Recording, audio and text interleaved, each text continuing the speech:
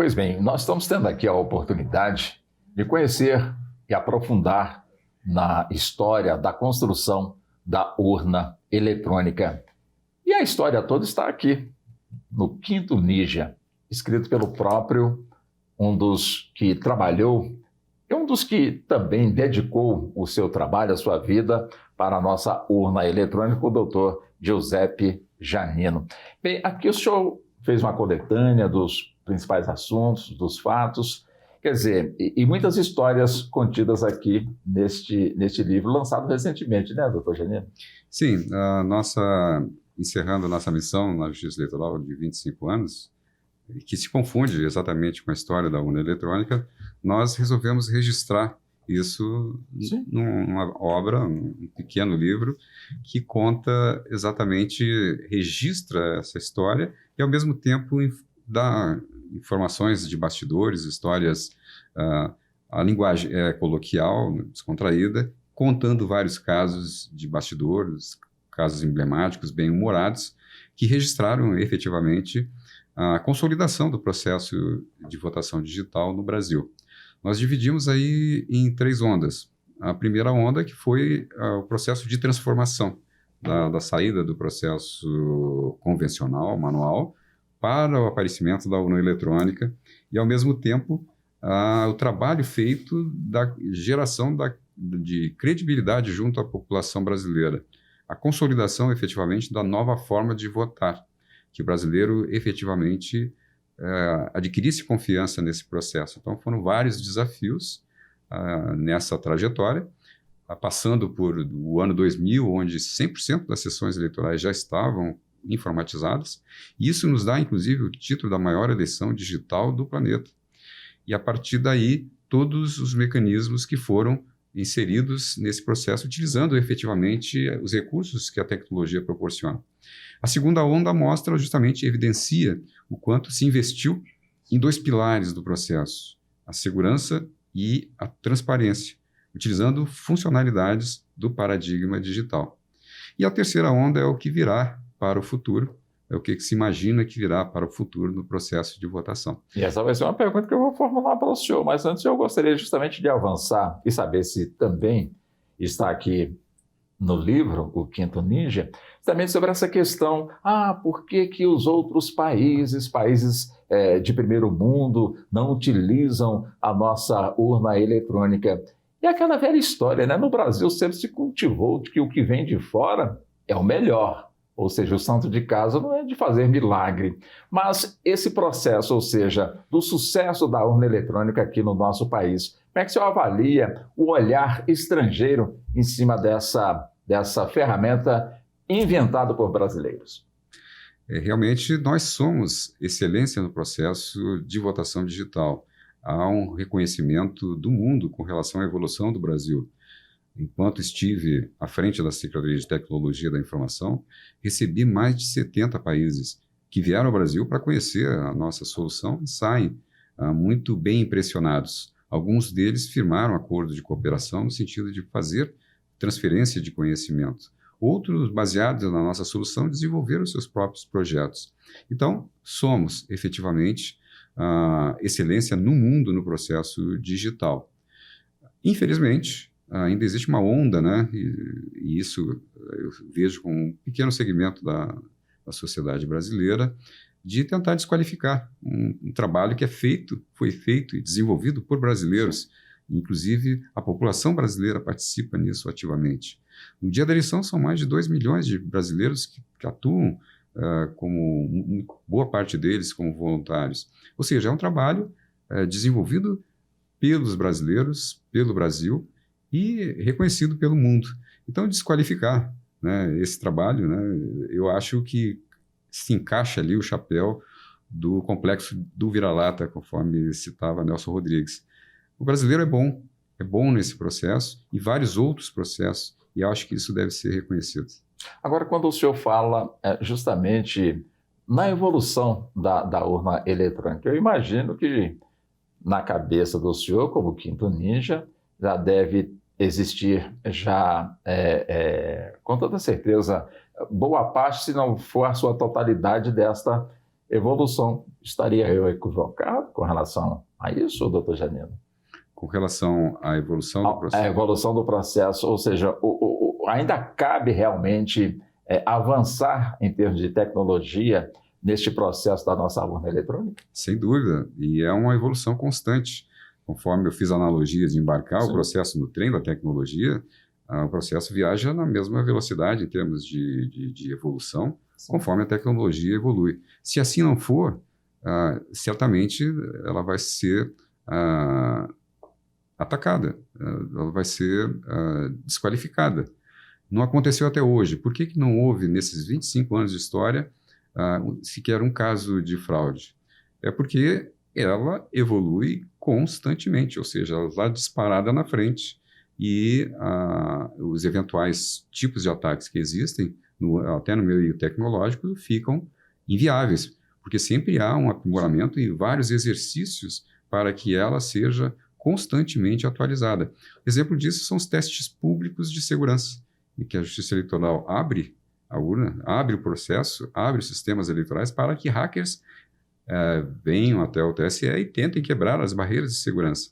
Isso é feito de forma sistematizada, é feito desde 2009, já foram realizados 5 testes, agora nesse ano, nesse mês, será feito o 6º, em que os hackers vêm tentar quebrar. E à medida que eles passam por uma ou duas barreiras, ali se faz o conserto e chama novamente o hacker para testar a eficácia. Ou seja, isso é uma forma que impulsiona a melhoria contínua também do processo evolutivo. Ou seja, ela não está parada, ela está, pelo contrário, evoluindo na mesma velocidade que evolui a tecnologia. A tecnologia 5G está chegando. Quer dizer, chegando 5G no país é um sinal de que esse processo de urna eletrônica ele também terá que acompanhar, ou ele já está bem adiantado e o 5G chegando irá, de alguma forma, somar com o que já existe de evolução? Certamente irá somar. Toda evolução tecnológica, ela é de alguma maneira estudada e aproveitada e inserida em vários aspectos e várias etapas desse complexa solução que é o processo de eleição. Certamente toda funcionalidade nova tecnológica será inserida. Evidentemente, será estudada, inserida, para que não haja a perda daquilo que já foi conquistado. Então, sempre há uma principalmente análise. A segurança. Exatamente, principalmente com relação à segurança. Então, certamente, todas as funcionalidades novas, elas serão estudadas e, potencialmente, serão inseridas dentro desse processo. Quer dizer, você imagina o brasileiro hoje não tendo mais a urna eletrônica? Porque nas coberturas que nós temos a oportunidade de fazer como profissional de imprensa no processo eleitoral, acompanhamos o início da votação, acompanhamos o processo de votação e acompanhamos também o encerramento de votação. Aí começa, portanto, a grande expectativa da apuração, como o senhor muito bem pontuou. Na época das cédulas eleitorais, se contava de uma a uma, se levava aí 10 dias para poder concluir o processo. E hoje, se brincar, são alguns minutos. O senhor imagina a população hoje vivendo sem essa tecnologia do voto eletrônico, que lhe facilita, portanto, a sua ida até a sua sessão eleitoral, como também ele tomar conhecimento de forma quase que instantânea do resultado. O senhor imagina ocorrer um fim da urna eletrônica e deixar a população retornar, portanto, às cédulas eleitorais, doutor Janino? Seria certamente um grande retrocesso, né? E as novas gerações, inclusive, não conheceram como se dava o processo. Há 30 anos como funcionava, todas as dificuldades, né? Todas as mazelas, as inconsistências, a falta de credibilidade no próprio processo democrático. Então, isso já está inserido na cultura brasileira, a tecnologia no processo de votação há 25 anos. A perda disso certamente seria um grande retrocesso. Agora se fala muito também na questão evolutiva do processo de votação, a própria evolução, a substituição da urna eletrônica por um processo de votação online, etc. Nesse caso, o que nós poderíamos comentar, e também está registrado no livro, não se trata exatamente, porque é uma questão recorrente. Por que não se pode votar pela internet, pelo celular, pelo meu computador, na minha casa. Não se trata exatamente de uma solução tecnológica, é mais uma questão cultural. Que está prevista o direito do eleitor do sigilo do seu voto. Isso está previsto no artigo 14 da Constituição. E como garantir isso? Somente hoje possível num processo presencial, onde o eleitor comparece a um local, que é a sessão eleitoral, o mesário o habilita e lhe dá todas as condições de votar numa cabine indefassável. Ou seja, ele está garantindo que está votando ali em sigilo. Quando ele está votando em sigilo, ele não está submetido a nenhum tipo de coação. E, ao mesmo tempo, também não está comercializando ou negociando ou compartilhando o seu voto. Então, são uns aspectos ainda que são necessários, né, na cultura e hoje brasileira, de que haja um processo presencial em que o agente eleitoral dê essas condições, preserve esse direito do voto no sigilo. Por isso que ainda se vota com a própria urna eletrônica.